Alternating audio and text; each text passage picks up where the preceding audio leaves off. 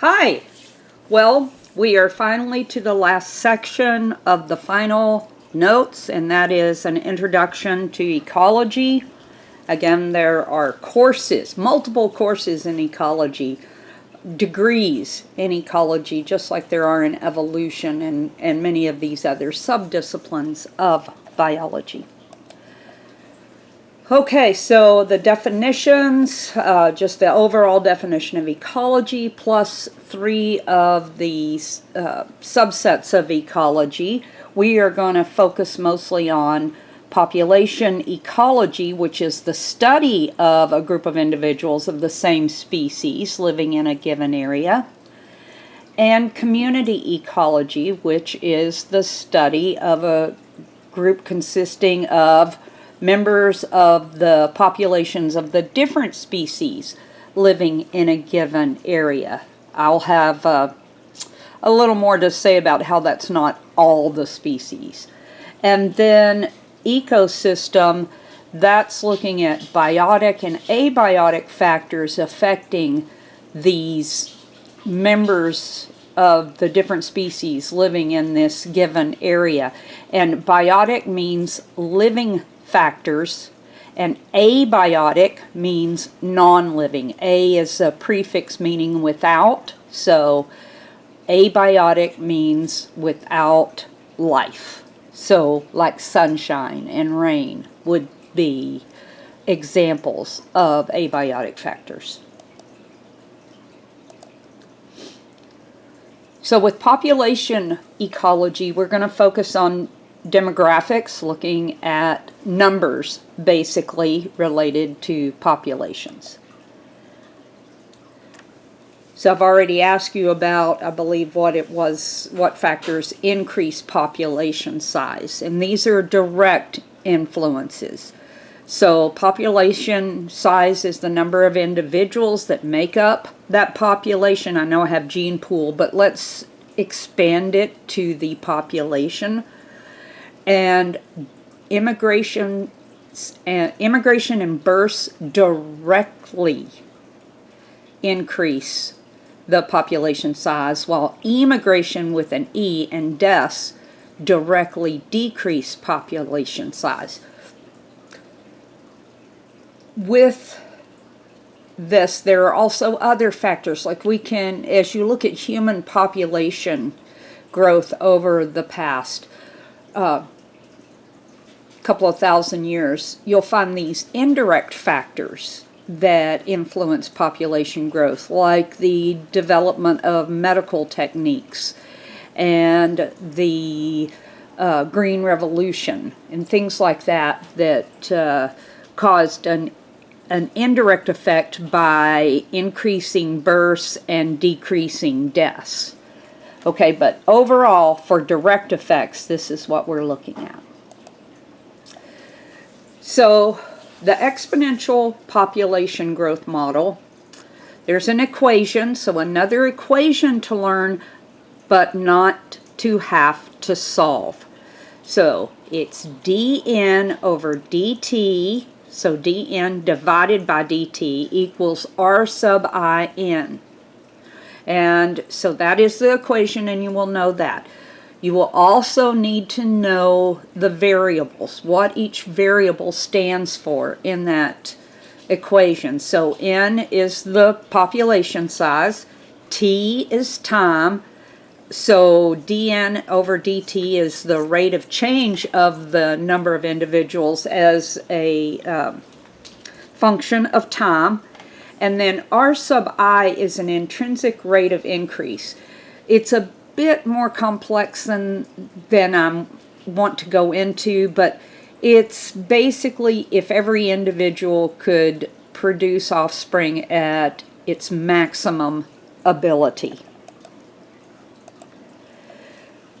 This is the graph that results from that equation. Notice that the axes are labeled. This is number in the population, or you could just put n, and then time. And basically what we see is a J-shaped curve, so that there's a little bit of a lag before the population growth really takes off. And remember, these individuals are reproducing at a maximum rate. This is pretty much what Thomas Malthus was alluding to when he talked about population growth and how it had the potential to grow beyond the resources. Okay, so this is exponential growth. Now, the problem with that is it is not realistic over the long term. Sure, a population can do this over the short term, but once the resources start to decline or the waste start to build up, that population is going to do one of two things. It's going to level off or it's going to crash. So I should have a picture of a crash right here. So this is actual data, and in 1944 there were a few of these reindeer on St. Matthew Island, and they experienced an exponential population growth until they got to just over 6,000. At that point, the population crashed. So what this tells us is that environment cannot sustain that number, that large number, that 6,000 of these individuals. That's just too many. There are not enough resources, or potentially waste are building up, but definitely not enough resources. One of the scary facts is that human population growth is in a near exponential pattern right now. It is pretty much J-shaped. It's gone over just a little bit. So instead of in fact, up until I'd say about 10 years ago, we were calling it exponential. Now we describe it as near exponential, which is still problematic. The human population worldwide was estimated in 1927 to be 2 billion people worldwide. By 1999, it had tripled. The number had tripled to 6 billion.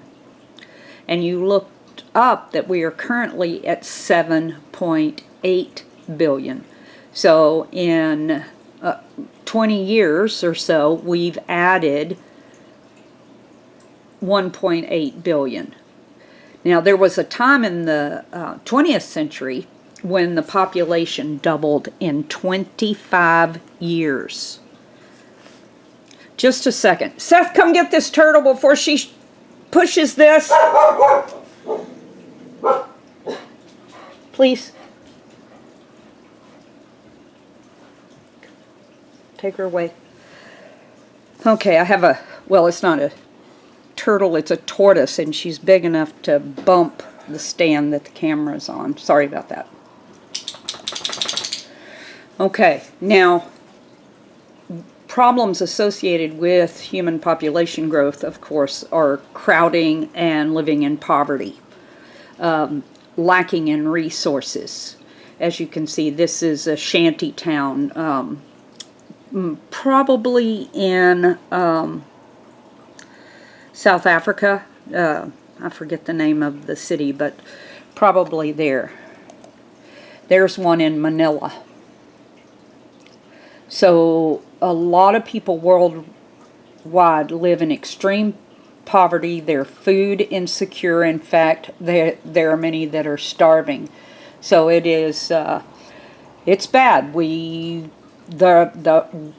Now, as you look into population growth, there are people who will say that there are plenty of resources for the number of people we have, and more.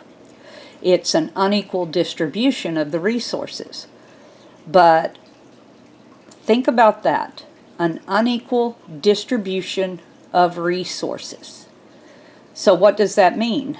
That means that in order to fix that, we would have to even out the resource distribution, and people don't want to give up what they have so other people can have what they have.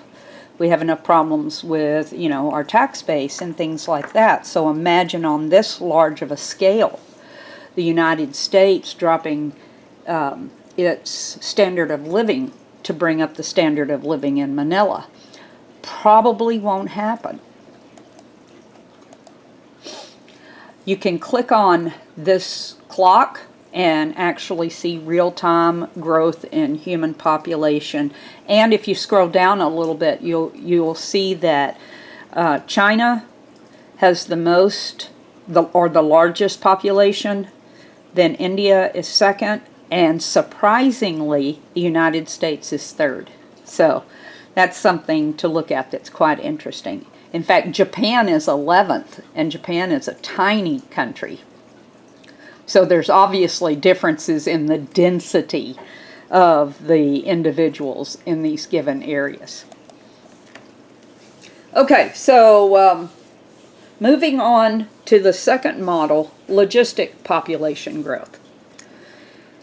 And what this does is it takes into account what we call density-dependent factors that regulate population growth, like the amount of resources that are available.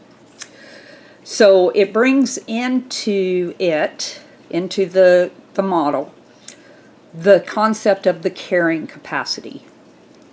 So the equation, again, that you need to know is dn over dt, or dn divided by dt equals r sub in, and that part is the same as the exponential growth equation, but here's where the carrying capacity comes in.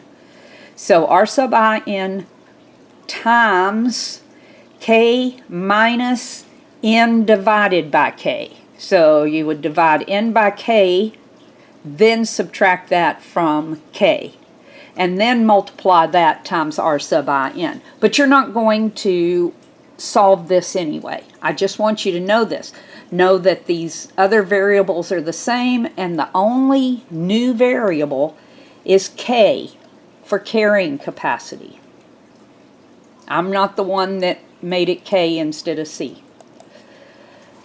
So there are actually two graphs. There's the theoretical graph, which shows a smooth leveling off and is depicted here on this slide with the red line. Notice it's a nice smooth line. So there's an exponential phase.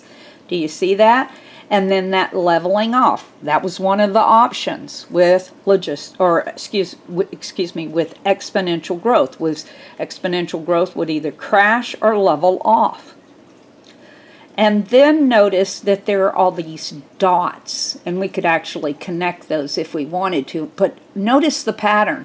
Up, down, up, down, up, down, up, down, up, down, around the carrying capacity. So what I say is these are oscillations around the carrying capacity. So when we look at realism, whoops, I guess I took that slide out, but that's okay. Oh, there it is. When we look at realism associated with logistic population growth, it is realistic, but with oscillations around the carrying capacity rather than that smooth leveling off. Be sure and remember that. So that's all I'm going to do for population ecology. Now let's talk about community ecology. Remember, we are looking at studying the members of the different species that live in the same area. So the community ecologist would, one, choose the area, and two, choose the subset of the actual community.